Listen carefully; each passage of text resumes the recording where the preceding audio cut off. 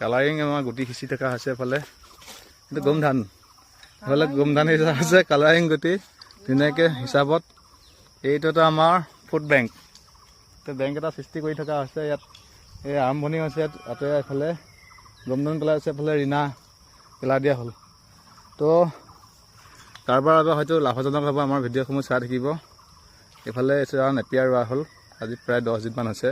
আগত পুৰণা নেপিয়াৰ তাৰ মাজতে আৰু এটা প্ৰচেষ্টা আছে আগবঢ়াম পিছলৈ তো এইডাত আমি চেষ্টা কৰিছোঁ মানে চেষ্টা কৰি চাম হাঁহৰ খেতি বেলেগ এটা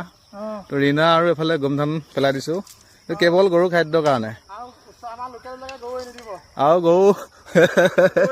এৰি দিয়া গৰুৱে আমাক ক্ষতি কৰিছে এইবিলাক আছে এৰি দিয়া গৰু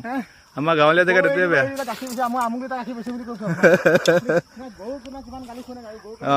গৰু এৰি দি গৰু নুপুহিব পাৰিলে আমাৰতো এনেকেই কষ্ট